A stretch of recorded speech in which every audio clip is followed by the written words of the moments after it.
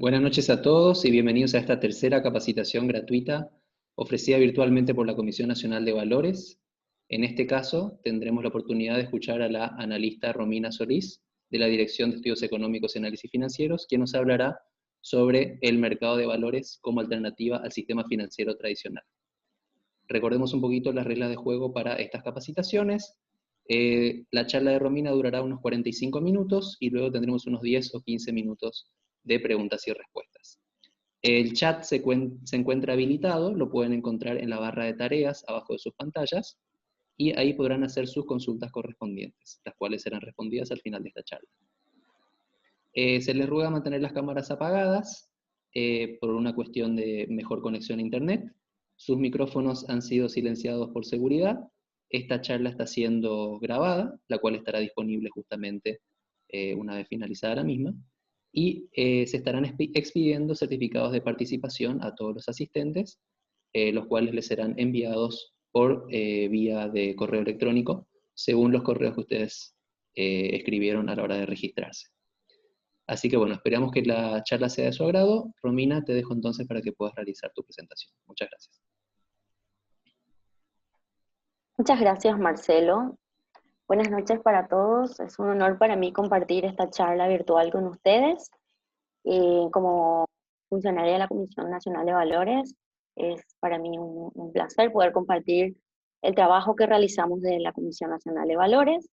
Aclaramos que esta charla va dirigida especialmente al público, a personas físicas o jurídicas, que tengan interés en conocer acerca del mercado de valores o que tengan curiosidad de saber cómo funciona, ¿verdad? También cabe decir que este tipo de charlas a nivel un poco más avanzado suelen realizarlo en las casas de bolsa o en la bolsa de valores. Pero vamos allá, vamos a hablar acerca del mercado de valores como alternativa al sistema financiero tradicional. Ok, cuando hablamos del mercado de valores, vamos a tener en cuenta esta palabra que dice que es una alternativa al sistema financiero tradicional. Vamos a diferenciar lo que es el sistema financiero tradicional y el mercado de valores, sus características y sus ventajas. Vamos allá. Muy bien. El mercado de valores, así también como el sistema financiero tradicional, que es el que conocemos, donde se encuentran los bancos, financieras, incluso las cooperativas, y que tienen sus propias regulaciones, por ejemplo, en los bancos y financieras por parte del Banco Central, forman parte del mercado financiero. ¿Y qué es un mercado financiero? Cuando escuchamos la palabra mercado, nos viene a la mente un lugar donde existen muchos compradores y muchos vendedores de bienes y servicios. De la misma manera, el mercado financiero constituye un espacio económico que reúne tanto a oferentes y demandantes de activos financieros. Se le dice a oferentes, en este caso, a las entidades físicas o jurídicas que tienen fondos, ¿verdad? Y que para no estar ociosos esos fondos, buscan inversiones para que les puedan generar renta, ¿verdad? ¿Y quiénes son los demandantes de activos financieros? Son aquellas empresas o personas físicas que necesitan de esos recursos para financiar ciertos proyectos. ¿Y qué son los activos financieros? Los activos financieros son títulos que generalmente representan derechos. Por ejemplo, un pagaré puede considerarse un activo financiero debido a que otorga el derecho a la persona que prestó el dinero a recibir un flujo de fondos con intereses o sin intereses en el futuro. Otro ejemplo de activo financiero podría ser una acción. Una acción es un título que representa el derecho que tiene del portador de esa acción de recibir una parte de la utilidad de la empresa al cual está invirtiendo. Entonces, dentro de este mercado financiero, se distinguen dos tipos de intermediación o dos tipos de sistemas. El sistema indirecto o sistema bancario, que es el que nosotros conocemos, que es el tradicional, el que está regulado por el Banco Central, y el sistema directo o de mercado de valores, que es el que vamos a hablar con más detalle el día de hoy. Hablamos sobre el sistema indirecto o el sistema bancario. En el sistema bancario se le llama también proceso de intermediación financiera. ¿Por qué? Porque existe una entidad especializada que se encuentra en medio de ambas puntas, el que precisa los fondos y el que tiene los fondos. En este caso, es el que intermedia entre ahorristas y prestamistas, ¿verdad? Por lo tanto, a través de la intermediación financiera, el ahorro se convierte en inversión. Es decir, en lugar de que yo tengo mis ahorros, pueda invertir directamente en un proyecto, yo puedo colocar ese ahorro en un intermediario financiero y ese intermediario financiero se ocupa de convertirlo en inversión a través de sus servicios o a través de los préstamos que otorga. Surge como efecto de la falta de información perfecta y la especialización. ¿Cómo se entiende esto? La falta de información perfecta y la especialización. Ok, por ejemplo, si yo soy una persona que tengo fondos y viene otra persona a prestar dinero, ¿verdad? Yo no tengo una información perfecta acerca de la capacidad de pago que tiene la contraparte. Entonces existe una falta de información perfecta. Y la especialización sería el servicio complejo, especializado, valga la redundancia, que ofrecen estas entidades financieras. Las entidades financieras en el sistema bancario son entidades eh, especialistas en información. ¿Por qué? Porque tienen una infraestructura tecnológica profesional y también tienen profesionales cualificados que son capaces de obtener información y analizar riesgos. Entonces, eso es lo que ofrece el sistema bancario o sistema indirecto. ¿Cuáles son sus beneficios? Bueno, se reduce el riesgo corporativo al riesgo bancario. ¿Cómo es eso? El riesgo corporativo es el riesgo que tiene una entidad de incurrir en un incumplimiento de pago, ¿verdad? De una obligación. Por supuesto, este riesgo corporativo es mucho mayor al riesgo bancario. ¿Por qué? Porque los bancos financieros están obligados por reglamentación o por regulaciones bastante estrictas a, em, a, a canalizar sus riesgos en diferentes inversiones. Otro beneficio que otorga el sistema indirecto, el sistema bancario que conocemos todos, es la diversificación y la indivisibilidad. Como les decía anteriormente, los bancos por reglamento propio están obligados a diversificar los riesgos, a hacer un análisis correcto de los riesgos y en cuanto a la indivisibilidad se refiere a que yo como ahorrista puedo tener un fondo bastante pequeño, ¿verdad? Por ejemplo, si yo tengo un ahorro tipo de 500.000 guaraníes o de 200.000 guaraníes, yo puedo hacer una inversión indirecta a través de los bancos, en lugar de realizar una inversión directa en algún proyecto donde requiera un capital mucho mayor. A eso se refiere la indivisibilidad y que es un beneficio que otorga el sistema bancario.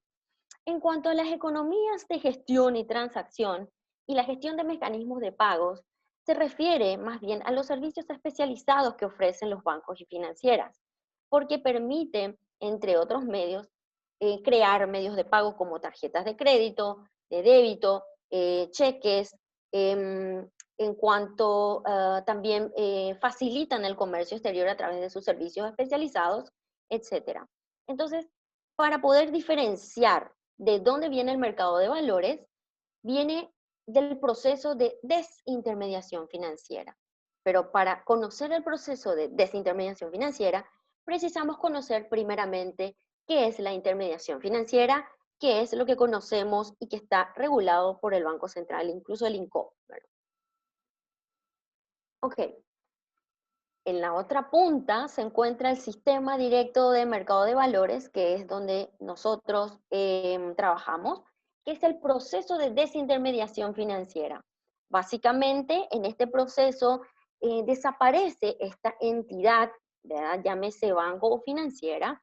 Entonces, ambas puntas, o sea, los que tienen los fondos y los que precisan de esos fondos, pueden unirse directamente. Entonces, en lugar de que exista ese banco o financiera, existen mediadores o facilitadores que pueden unir ambas puntas. Ok, ¿cuáles son las características de este proceso de desintermediación financiera? Se elimina el spread del intermediario. ¿Qué significa spread? Generalmente significa diferencia.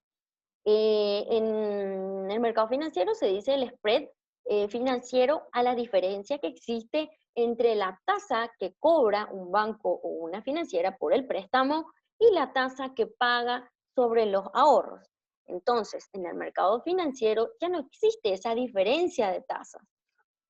Otra característica de este sistema directo es la existencia de mediadores para facilitar las negociaciones. En el mercado de valores existen mediadores llamados corredores de bolsa o casas de bolsa que vamos a describir mejor a continuación, y también existen plataformas o lugares especiales ofrecidos por una sociedad en nuestro país. Por otro lado, otra característica es que no existe transformación de nuevos activos financieros, solo ayudan a la circulación de recursos y activos financieros. ¿A qué se refiere esto? A que los bancos financieros son capaces de crear activos financieros, como habíamos dicho. Por ejemplo, una cuenta corriente es un activo financiero, es un medio de pago. Un pagaré es un activo financiero. Un certificado de ahorro, ¿verdad? Que es un título, un documento que brinda el banco cuando yo deposito mi dinero, es también un activo financiero y que son activos bien diferenciados, ¿verdad? Que otorga el banco. Sin embargo, en el mercado de valores no existe más transformación de nuevos activos financieros. Es decir, va a existir un solo título que respalde la emisión o la deuda de la entidad que precisa esos fondos, y la persona que compra ese título de esa persona que necesita esos fondos es el mismo título o el mismo activo financiero. Aquí vemos en forma gráfica el proceso de intermediación. Tenemos ambas puntas, el que tiene los fondos, que sería el ahorrista, y el que precisa de esos fondos, que sería el prestatario. Tenemos dos tasas, una tasa activa y una tasa pasiva. La tasa activa es la que cobra el prestatario y la tasa pasiva es la que el banco otorga al ahorrista. Tenemos la diferencia de tasas. Esto es a modo de ejemplo, quizás en algunos casos un poco exagerado, pero es a modo de ejemplo. Existe una diferencia de tasas, tanto activa como pasiva, en el sistema financiero. En el proceso de desintermediación financiera, es decir, en el mercado de valores, que es el proceso mediante el cual se une directamente al que busca liquidez y el que posee liquidez, es decir, el que busca fondos y el que posee esos fondos. Por un lado tenemos al emisor, que es el que precisa de esos fondos y que emite títulos, ¿verdad?, para el efecto. Y por otro lado tenemos al inversionista, que es el que tiene esos fondos y que compra esos títulos del emisor. Y por otro lado tenemos la entidad que facilita estas negociaciones, que en el caso de Paraguay es la Bolsa de Valores y Productos de Asunción S.A. Vamos a hablar un poquito más adelante con más detalles acerca de esto. Como les decía, no existe spread de tasas, se elimina esa diferencia entre las tasas, entonces la misma tasa por el cual emite el emisor va a ser la misma tasa que va a obtener el inversionista. Por lo tanto, lo que emite el emisor va en la tasa al cual emite el emisor y por el cual se endeuda el emisor, va a ser el costo del emisor, el cual va a ser lo mismo que va a recibir el inversionista como rentabilidad. Muy bien, ¿cuáles son las funciones principales del mercado de valores? Disculpen. Okay. ¿Cuáles son las funciones principales del mercado de valores? Muy bien, poner en contacto a los agentes económicos, o sea, a los agentes que precisan de esos fondos y a quienes tienen esos fondos. Por otro lado, otra función principal es que es un mecanismo de fijación de precios de los activos. Bien, tanto en el mercado primario como en el secundario. Ok, ¿qué es el mercado primario? Cuando el emisor emite una deuda, precisa de esos fondos, va a una casa de bolsa o a un intermediario para que le ayude a conseguir esos fondos, la primera vez que realiza esa emisión de deuda se le llama mercado primario. Ahora, el inversionista que compra los títulos del emisor y de repente quiere deshacerse de ese título y obtener efectivo, puede revender ese título en otro mercado. Ese mercado se le llama mercado secundario o de reventa.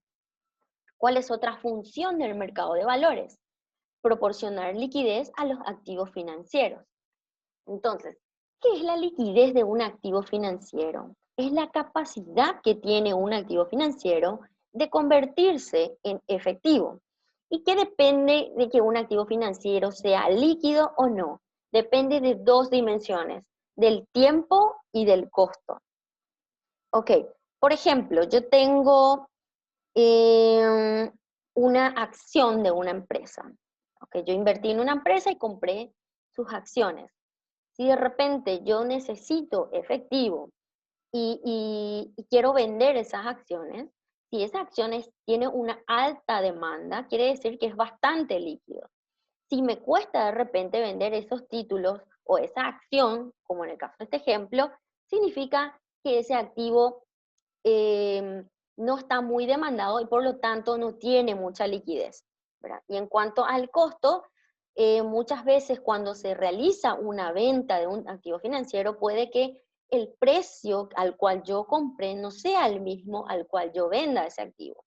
Si existe mucha diferencia entre esos precios, quizás es una característica de que ese activo no es muy líquido. Otra función del mercado de valores es reducir tiempos y costos de intermediación. ¿Por qué? Porque existen mediadores, existen plataformas tecnológicas que facilitan estas negociaciones y las liquidaciones de estas mismas operaciones se hacen en un tiempo bastante corto. Otras características, ok, el mercado de valores es un mercado alternativo y complementario. Siempre sepamos eso, que es una alternativa tanto para inversionistas como para empresas que precisan esos fondos, es una alternativa y un complemento, no es una competencia, es una alternativa y es un complemento al mercado financiero tradicional. Propicia el financiamiento a mediano y largo plazo debido a que el mercado bancario generalmente es un mercado de deuda. Puede que, como por ejemplo, si un banco tiene muchos ahorros a corto plazo, puede que tenga dificultad a realizar muchas inversiones a largo plazo. Generalmente se puede ver, ¿verdad?, que las inversiones o las emisiones de deuda que se hacen en el mercado de valores son de plazos mucho más largos, financian proyectos más largos, o sea, de más largo plazo, lo cual generalmente suele ser un poco difícil de conseguir en el mercado bancario, ¿verdad? Genera un mecanismo de transferencia directa al ahorro en la inversión, como les dije, el inversionista o el que compra los títulos en el mercado de valores es un inversionista directo de la persona que precisa esos fondos y proporciona al Estado una fuente alternativa de financiamiento.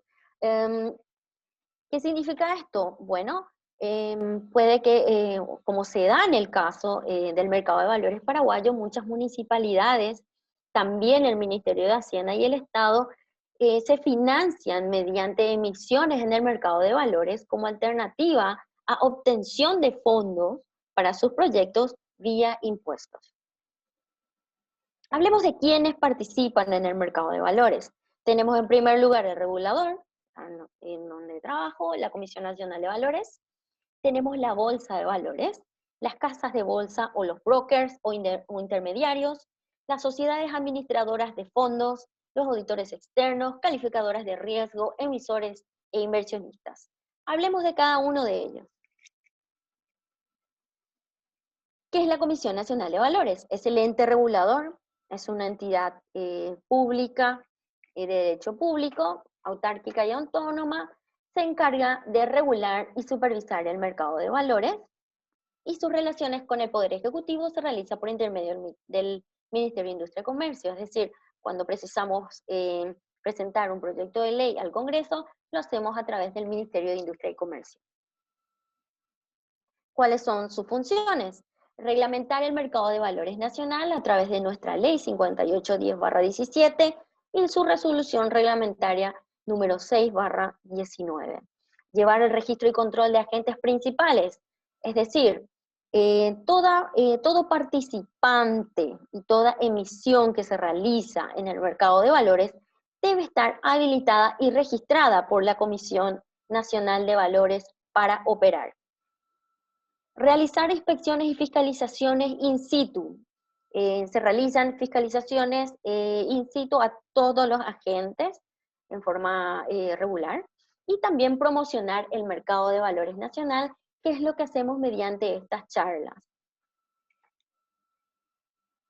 Hablemos de la siguiente sociedad especializada, que es la Bolsa de Valores. Bien, la Bolsa de Valores es una institución privada, se constituye como una SA, es de objeto exclusivo cuya función primordial es proporcionar la infraestructura y los servicios para que la oferta y la demanda se concentren. O sea, para que puedan realizarse las negociaciones, existe esta Bolsa de Valores. Es una sociedad que permite la negociación de valores. ¿Cómo es eso? Por ejemplo, supongamos que existe un lugar, llamémosle Mercado 4 o Mercado de Abasto, en donde se reúnen, están las estructuras, seguramente tienen sus reglas para operar. De la misma manera, la Bolsa de Valores es una sociedad que proporciona la infraestructura física y tecnológica y sus propias reglamentaciones para que la oferta y la demanda de valores pueda ocurrir. Las casas de bolsa.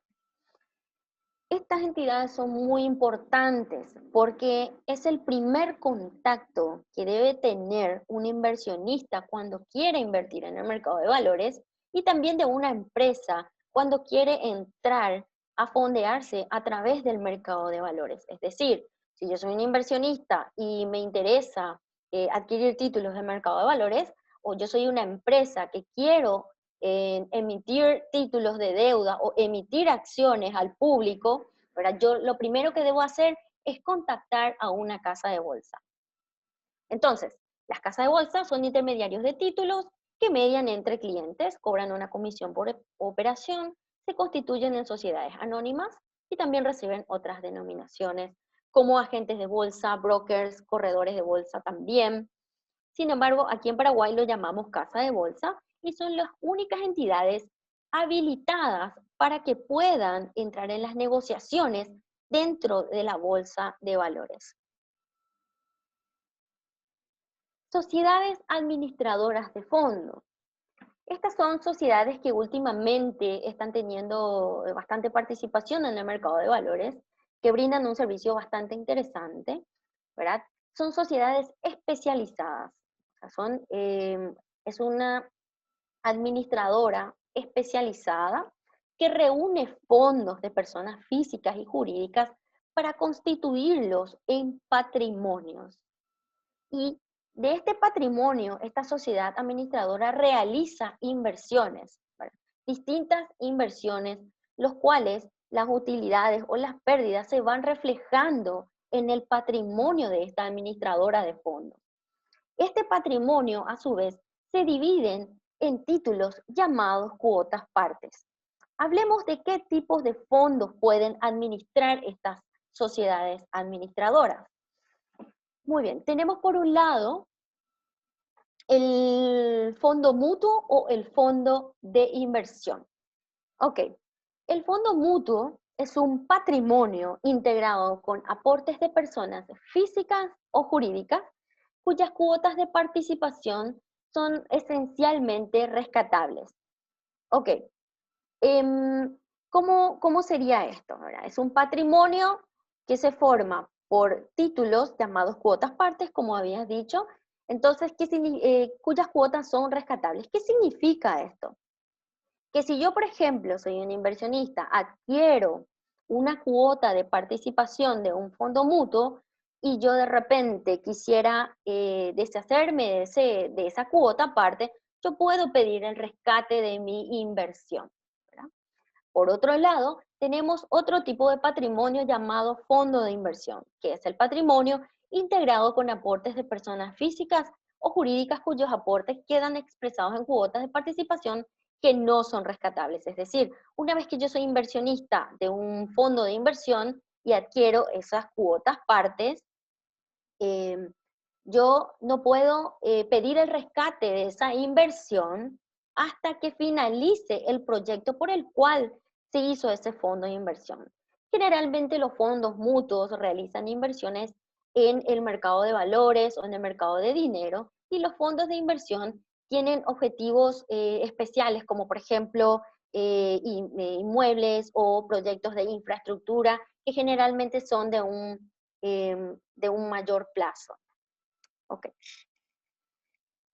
Siguiente, hablamos de los auditores externos.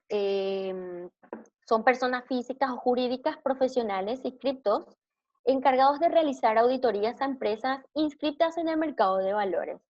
El objetivo de su participación es asegurar la fiabilidad y transparencia de la información de los estados financieros de las empresas del mercado de valores.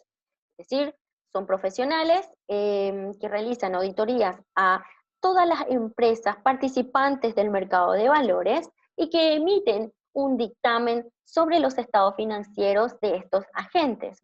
Estos auditores externos deben inscribirse y habilitarse por medio de la Comisión Nacional de Valores.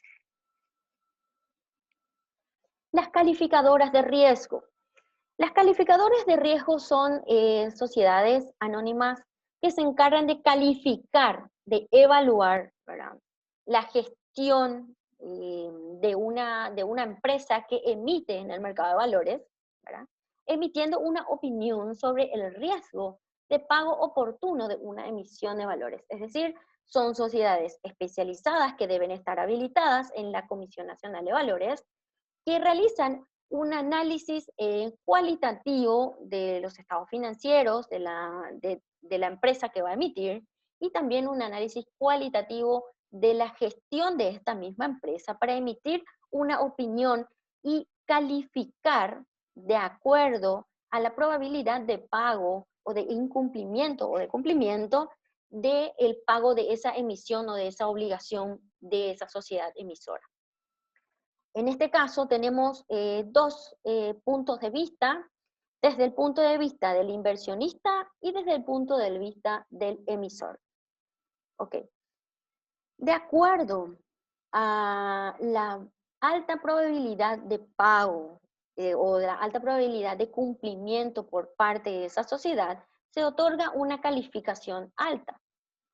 Sí, que va puede ser de AAA, AA, triple B, hasta C. Ahora, en donde triple A, el conjunto de A, corresponde a la más alta calificación de riesgo. Y las que son C o D, que ya son empresas que tienen alta probabilidad de incumplimiento, ¿verdad? Entonces, estas calificadoras de riesgos hacen ese trabajo, emiten una opinión y una calificación. Estas calificaciones también se encuentran publicadas en sus respectivas páginas web. Muy bien, habíamos hablado acerca de los dos puntos de vista. Por un lado, ¿de qué sirve la calificación de riesgo para un inversionista? Puede conocer y comparar los riesgos de las diferentes opciones de inversión que se les presenta. Es decir, yo puedo mirar la acción o el bono o un título de deuda de una empresa X o de una empresa Y. Una empresa X puede tener una alta calificación y la empresa Y puede tener una baja calificación. Es decir, la calificación representa, es un indicador que ofrece bastante información acerca de la probabilidad de pago que tiene esa empresa por la cual yo estoy invirtiendo. Muy bien. Y por otro lado, ¿de qué sirve la calificación de riesgo para los emisores? Permite a los emisores obtener mejores condiciones financieras. ¿Por qué? Porque existe una ley en finanzas en donde dice que a mayor riesgo se pide mayor rendimiento. A menor riesgo se pide, a mayor riesgo se pide mayor rendimiento. Ok, las sociedades que tienen una calificación de riesgo muy alta, ¿verdad? Significa que son bastante confiables, entonces su riesgo es menor. Por lo tanto, sus emisiones tienen una tasa de interés, una tasa de rendimiento bastante baja. Por lo tanto, su emisión va a ser mucho más barata que una empresa que tiene una calificación baja. Por lo tanto, debe premiar al inversionista para que pueda comprar esos títulos a través de mayores tasas de rendimiento. Entonces, esa es la utilidad que tienen las calificaciones de riesgo tanto para el inversionista como para el emisor. Ahora, ¿quiénes son los emisores? Perdón. ¿Quiénes son los emisores? Son las personas jurídicas que emiten títulos valores para ofrecer al público en el mercado de valores con el fin de obtener recursos financieros para un determinado fin. Es decir, son las sociedades que precisan de esos fondos y que acuden al mercado de valores para buscar inversionistas y financiar sus proyectos. ¿Cómo pueden constituirse estas sociedades? Pueden ser sociedades anónimas emisoras o SAES que pueden emitir bonos y sociedades emisoras de capital abierto que pueden emitir tanto bonos, que son títulos de deuda, y acciones, que son títulos de participación en el capital de la sociedad. Muy bien. La contraparte, es decir, las personas que tienen esos fondos y que van a invertir, son los inversionistas. Son las personas que compran los títulos valores o determinados activos con el objetivo de obtener utilidades en el futuro. Es decir, son personas físicas o personas jurídicas que tienen fondos y para que no estén ociosos buscan invertir esos fondos para obtener una rentabilidad. Pueden ser inversionistas individuales, que pueden ser cualquier persona o sociedad, como vos y yo, con un excedente de fondos y buscan obtener rendimientos. Y por otro lado, puede ser un inversionista institucional o una empresa o una persona jurídica que reúne grandes sumas de dinero para invertirlos a cuenta de terceros y desde la perspectiva de la Comisión Nacional de Valores tienen experiencia y sofisticación en el manejo de instrumentos financieros para lograr su objetivo. Es decir, un inversionista institucional es una sociedad que tiene ya una estructura, tiene profesionales capacitados, que pueden asumir quizás mayores riesgos, que pueden acceder a inversiones especiales, ¿verdad? Y quienes pueden ser inversionistas institucionales, pueden ser bancos, pueden ser financieras, pueden ser cooperativas, pueden ser administradoras de fondos, fondos de pensiones, etcétera. Muy bien, por un lado teníamos los emisores y los inversionistas. Ahora, ¿qué tipo de instrumentos se negocian en el mercado de valores? ¿Qué tipo de instrumentos se negocian allí? Depende de su rentabilidad o depende de la renta, ¿verdad? Que es el resultado que yo tengo de mi inversión. Por un lado tenemos los instrumentos de renta fija y por otro lado tenemos los instrumentos de renta variable. ¿Qué son los instrumentos de renta fija? Son aquellos instrumentos que al obtenerlo o al comprar ese instrumento, yo puedo conocer de antemano cuál es el resultado de mi inversión. Supongamos que una empresa X precise de un fondo de 5.000 millones de guaraníes para abrir una sucursal o para abrir una planta industrial, ¿verdad? Y yo voy a una casa de bolsa y le pido que me estructure una emisión de bonos, por ejemplo. Entonces, yo emito 5.000 bonos o 5.000 títulos de deuda de 1.000.000 de guaraníes cada uno y que cada título paga un interés del 5% semestral, por ejemplo. Entonces, yo como inversionista, al adquirir ese bono, yo puedo mirar que ese bono me va a pagar un interés semestral de, por ejemplo, 5%. Entonces, a eso se le llama renta fija. Al momento en que yo adquiero ese título, yo puedo conocer el resultado de mi inversión. Sin embargo, en la renta variable, ok, los instrumentos de renta variable son aquellos que al momento de adquirir este título, yo no conozco el resultado de mi inversión. Entonces, por ejemplo, podemos hablar nuevamente de esta empresa X que precisa un fondo de 5.000 millones y en lugar de endeudarse con bonos o con títulos de deuda en el mercado de valores, decide emitir acciones en el mercado de valores, es decir, busca más inversionistas. Entonces, yo puedo emitir 5.000 acciones de 1 millón de guaraníes cada uno. Por otro lado, yo al ser un inversionista que adquiere esos títulos, yo puedo adquirir ese título por 1 millón, pero yo no sé el resultado de mi inversión porque depende muchísimo de la utilidad. Se me va a dar una parte de la utilidad o de lo que resulte el ejercicio de esa empresa. O sea, yo tengo que asumir pérdidas o puedo obtener ganancias, ¿verdad? Pero no sé hasta que termine el ejercicio de esa empresa en la cual yo estoy invirtiendo, ¿ok? Por un lado tenemos los instrumentos de renta fija, los bonos, que son los títulos más populares en el mercado de valores. Los poseedores de un bono se constituyen en acreedores, porque la emisión de bono constituye un pasivo, es una deuda por parte de la empresa emisora. Pueden ser emitidos sin garantía, con garantía, y la garantía puede ser hipotecaria o fiduciaria o prendaria. ¿Quiénes pueden emitir bonos? Los gobiernos centrales, las gobernaciones, las municipalidades. En el caso de nuestro país tenemos el caso de la municipalidad de Asunción, Fernando de la Mora, Ciudad del Este, etcétera. Las sociedades anónimas también pueden emitir bonos, claro, una vez que estén inscritos en la Comisión Nacional de Valores. Las sociedades de responsabilidad limitada, las cooperativas de producción, las pymes, que tienen un régimen especial dentro de la reglamentación de nuestra ley, y los fideicomisos también. Por otro lado, se negocian también instrumentos de renta variable. ¿Qué pueden ser los instrumentos de renta variable? Como le había explicado, la característica principal pueden ser una acción, las participaciones en el capital son participaciones en el capital de una empresa, por lo tanto los compradores no son acreedores, sino que son propietarios de la sociedad. Por otro lado, tenemos las participaciones en los fondos. Como habíamos hablado, las administradoras de fondos constituyen un patrimonio que se dividen en cuota partes.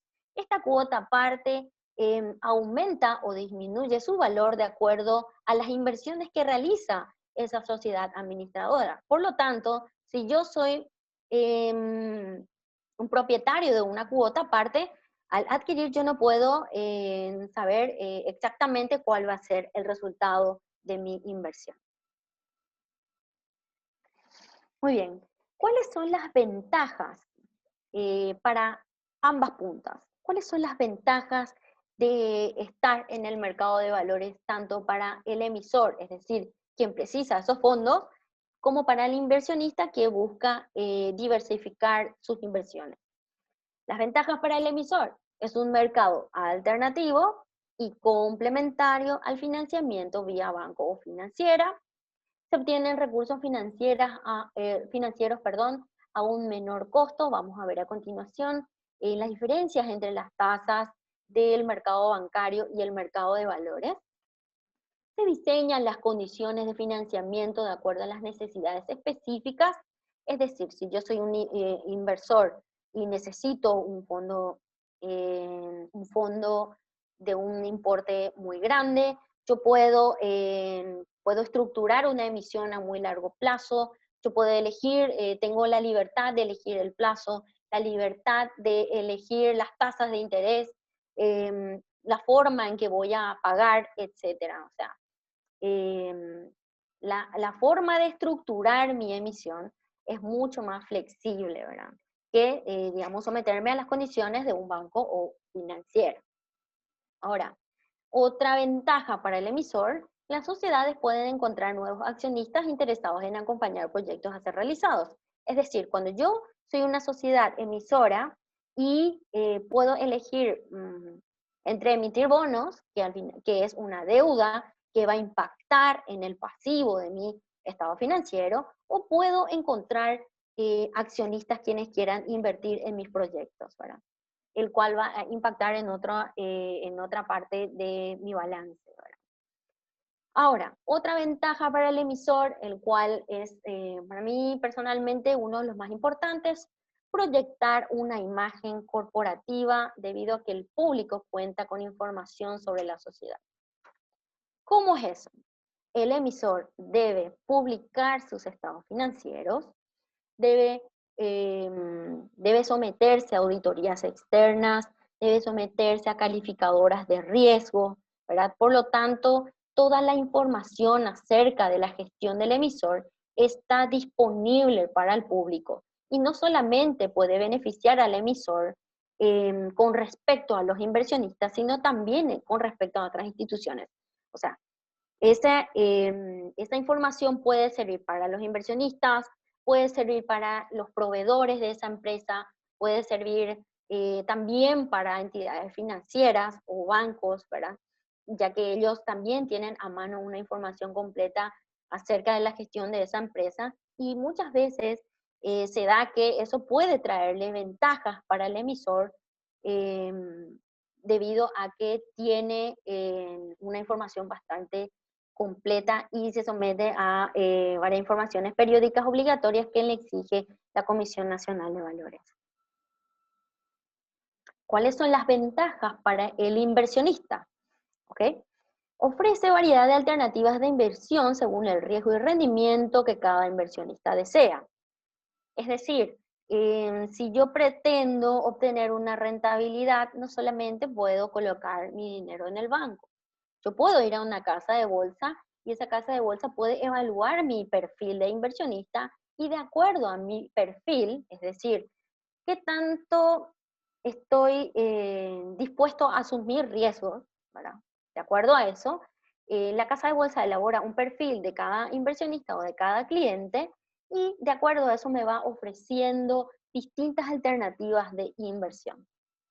Los precios son formados por el libre juego de la oferta y la demanda en el mercado. O sea, los precios de estos títulos del mercado de valores son transparentes,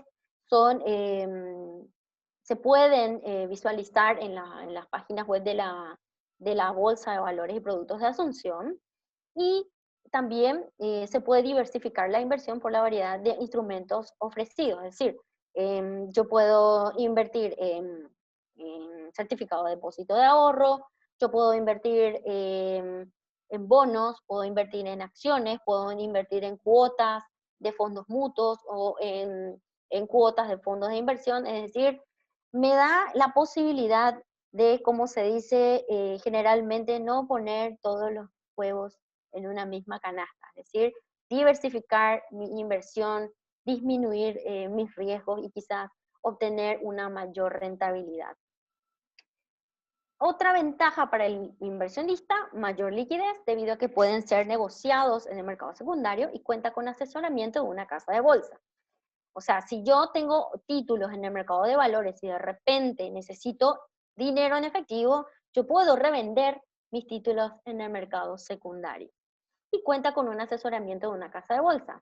Generalmente estos títulos del mercado de valores son un poco complejos y necesariamente se precisa del asesoramiento y acompañamiento de una casa de bolsa que son profesionales capacitados y con experiencias que nos van a brindar una información completa acerca de la inversión.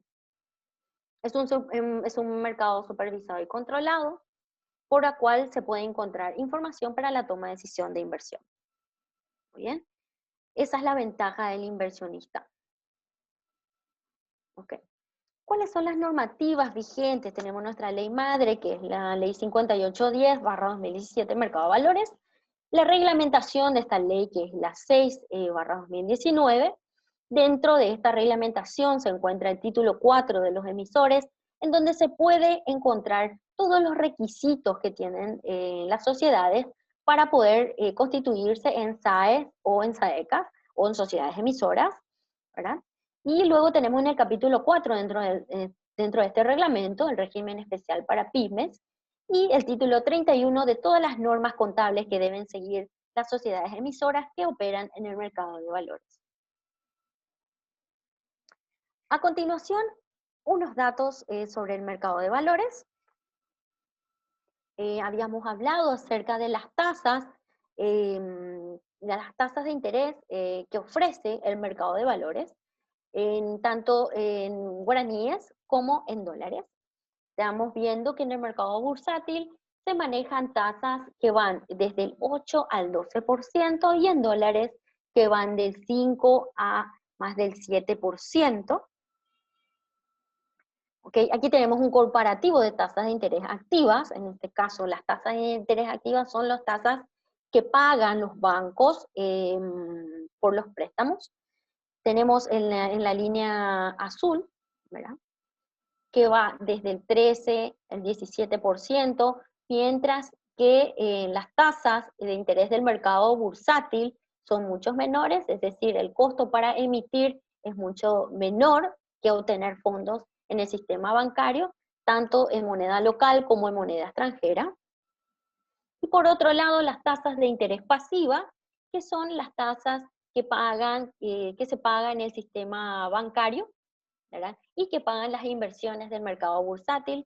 También podemos visualizar que tanto moneda local y extranjera, las diferencias son interesantes, que van del 11 al 7%, 8,5 al 7%, entonces vemos una diferencia de 2% o más que va pagando los instrumentos del mercado bursátil.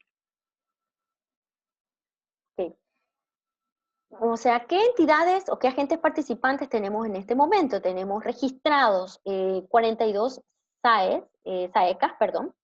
Entonces, alrededor de 80 sociedades emisoras.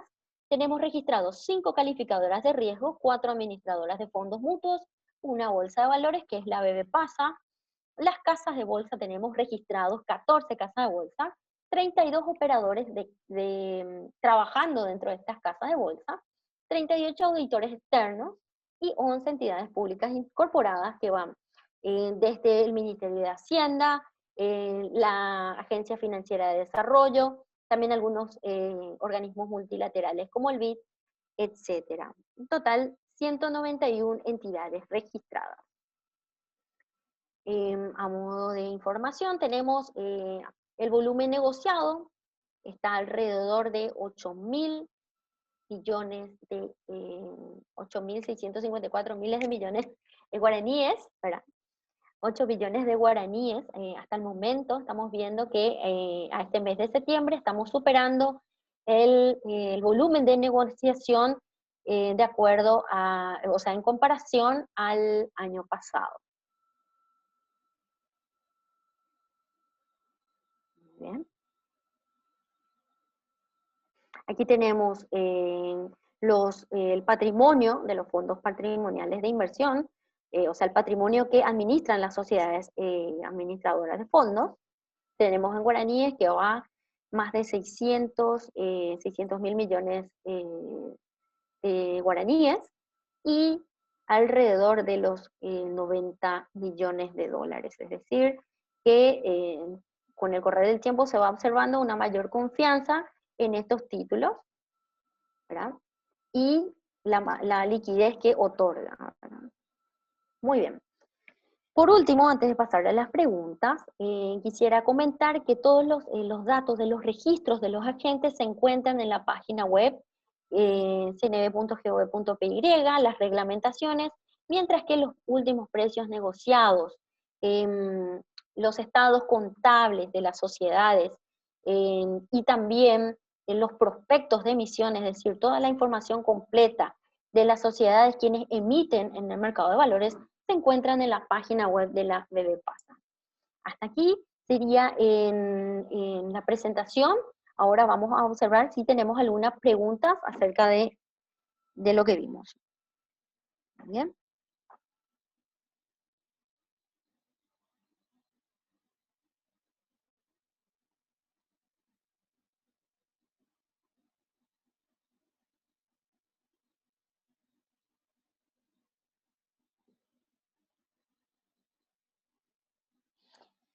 Tenemos una consulta que dice, ¿cómo puede una pyme emitir bonos en la bolsa? Como les había comentado, toda sociedad que desea emitir bonos en una bolsa debe acercarse primeramente a una casa de bolsa para que le pueda estructurar, ¿verdad? De todos modos, existe un apartado que es para las pymes dentro de la resolución 6/19, en donde se encuentran el capital mínimo de las pymes, ¿verdad? Y todos los requisitos en cuanto a documentaciones que debe tener una pyme para poder entrar al mercado de valores. ¿Okay?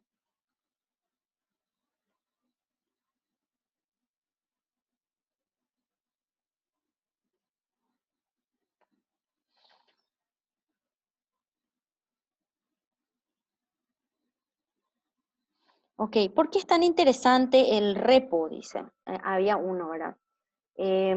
Aquí en esta parte de la presentación habíamos dicho que el volumen negociado, ¿verdad?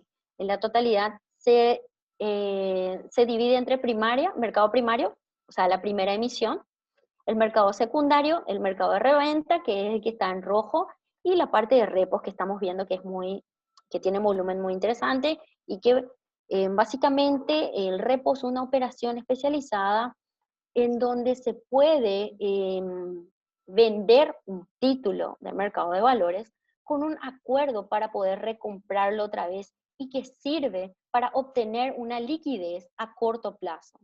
Por eso es tan importante. Es también una alternativa de inversión, ¿verdad? Una alternativa de financiamiento. A ver.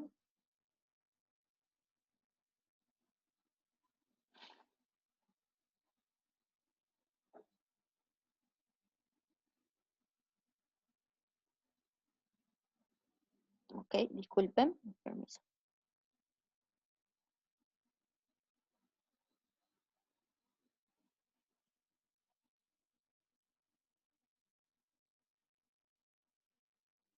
Mm,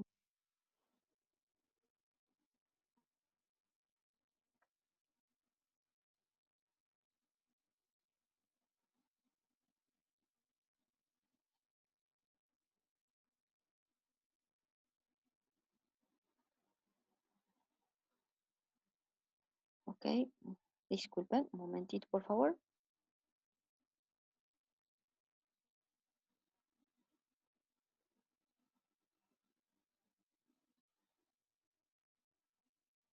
Ah, el capital para una pyme tiene que también ser mayor a 150 salarios mínimos y menor a 600 salarios mínimos para que pueda considerarse como elegible para entrar al mercado de valores. Dentro de todo, les invito a leer el apartado especial para pymes que tiene el reglamento de la ley. Muy bien. Buenas noches. ¿Podría dar un ejemplo estimativo sobre la comisión que cobran las casas de bolsa? Em, Tengo entendido que está reglamentado también por ley en el monto que puede cobrar una casa de bolsa, ¿verdad? Y también eso también se puede encontrar en la página web de la bolsa, también se puede averiguar, ¿verdad? Existe, o sea, la reglamentación te dice entre cuánto oscila la comisión que cobra una casa de bolsa por cada emisión o por cada emisión, ¿sí? Y, sin embargo, queda a criterio de cada casa de bolsa. Se estima el máximo o el mínimo, ¿verdad? No estoy muy segura, pero también está dentro de la ley del mercado de valores.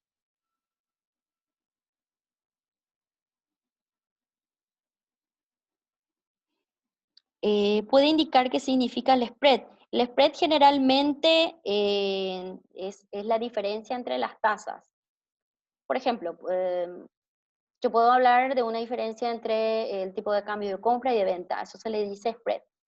Y en el caso del mercado bancario o el mercado financiero, la tasa activa, que es el que cobra el banco o la financiera por otorgar los préstamos, se llama tasa activa, mientras que el que paga los bancos financieros por un ahorro es la tasa pasiva. La diferencia entre esas tasas se llama spread.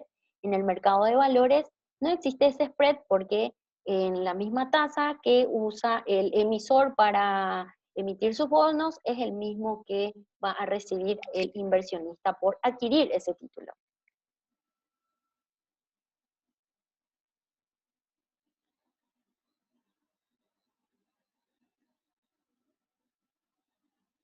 ¿Sabrías decir si ya hay alguna emisión de bonos verdes en Paraguay o si se está estudiando el caso para ello?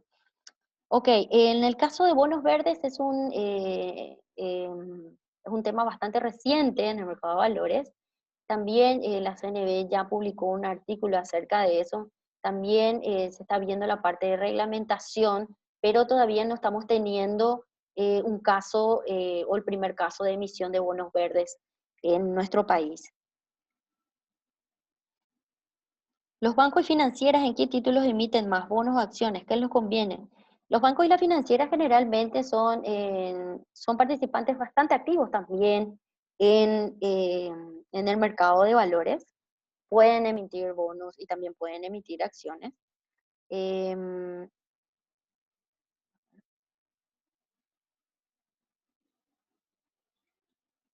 bien.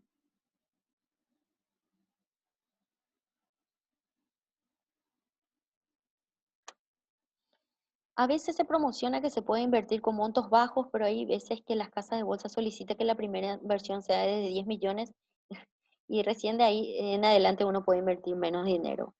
Y eso ya es una libertad que tienen las casas de bolsa, son políticas de inversión de cada casa de bolsa, ¿verdad? Porque también los servicios que ofrecen las casas de bolsa son servicios bastante complejos como asesorías, estructuraciones, ya es una política interna de cada casa de bolsa.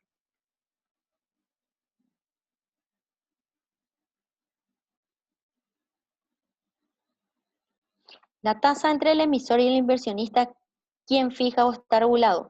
Em, las tasas las tasas que va a pagar el emisor, ¿verdad? Para su primera emisión en el mercado primario es una tasa flexible, pero también depende de cómo generalmente se está pagando, ¿verdad? En el mercado de valores. En eso puede asesorarte muy bien una casa de bolsa, ¿verdad? Y en cuanto al mercado secundario, las tasas son, o sea, los precios de compra y de venta son fijados por la libre oferta y demanda que hay en el mercado de valores. Si quiero rescatar un fondo mutuo, no estoy muy segura, pero creo que son de 48 horas. No estoy muy segura. Debería de, debería de confirmarte eso, lo siento. Generalmente son rescates de 48 horas y también depende de las políticas de rescate de cada fondo, así mismo. Generalmente, antes de participar en cada fondo mutuo, hay que leer las políticas, ¿verdad? Las políticas para participar de ese fondo.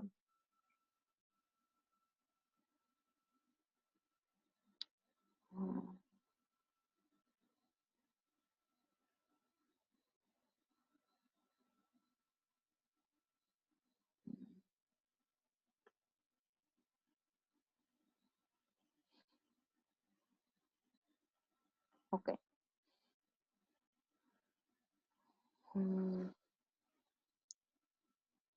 Ok, listo.